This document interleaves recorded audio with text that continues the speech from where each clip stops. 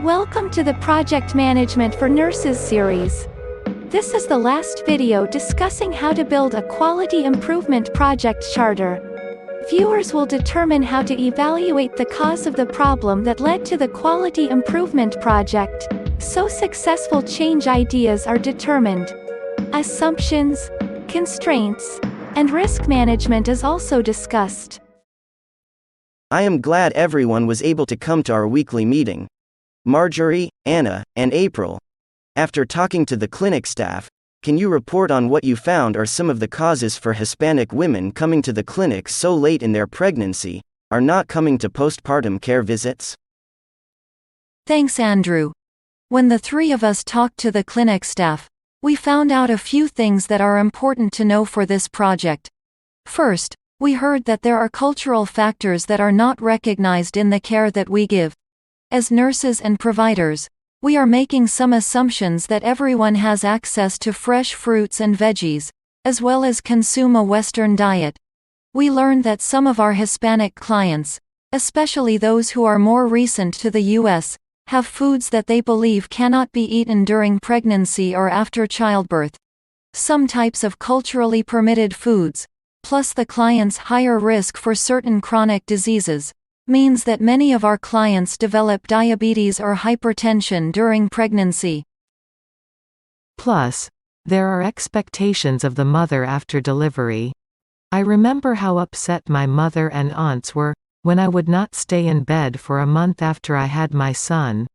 I was supposed to stay in bed and regain my strength after giving birth.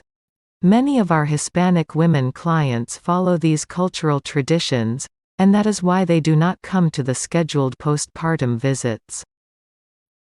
I know that many of our Hispanic clients are uninsured or underinsured. The kids may have CHIP, but the parents have no insurance at all. Many Hispanic clients who have immigrated to the U.S. have a grade 6 education, if that. So all the forms required to be enrolled into the FQHC are too much. I usually try and put one of my staff members with the client in a quiet room, so they can be helped to complete the forms and find out what documentation they may have to prove they live in the area. That is so true, Maria. If I know people are trying to sign up for any type of health care, or if they are eligible for insurance or food stamps, I ask if I can assist them with filling out the pages and pages of information. Many people do not want to ask for health care at the clinic, because they are afraid that we will report them if they are undocumented. So women just show up at an emergency room to give birth without having any prenatal care, and then disappear again after giving birth. I know that it is difficult to navigate through the healthcare system, especially if the client needs specialist care. It is quite intimidating. I have been thinking for a while that we need to have some kind of patient navigator for all the clients who come to the clinic, not just our Hispanic clients.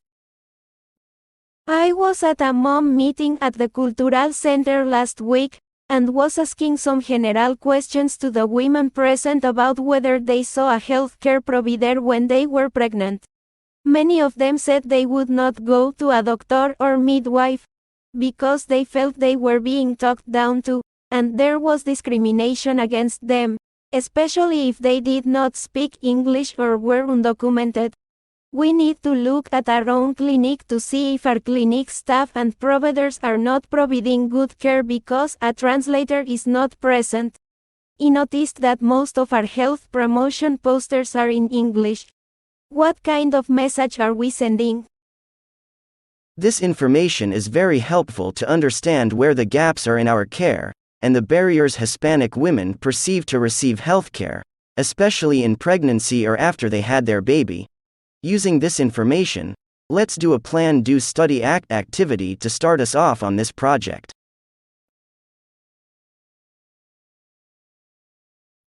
We have come up with some great ideas, everyone.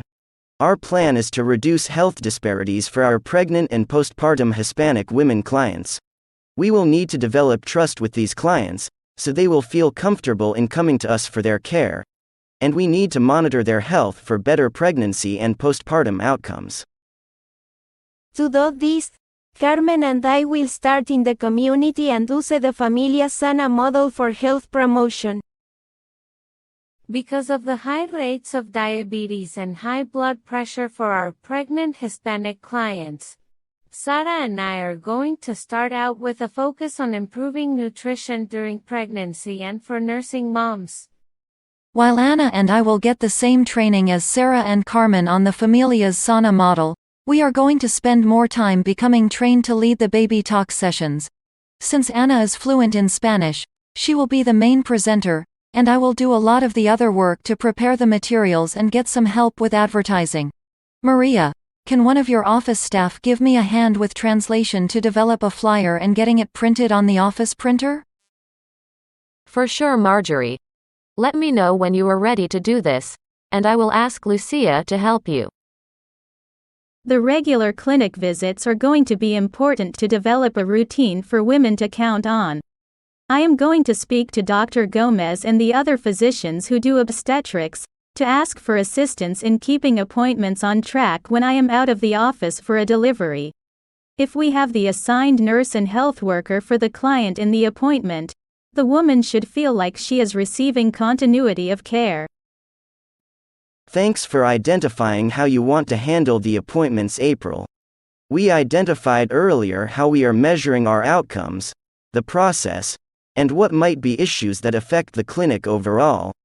Maria, could you ask your front desk staff to keep a log of any delays in appointments for the clients involved in the project, or if the appointments are running over schedule and causing backlogs for other clients of the clinic?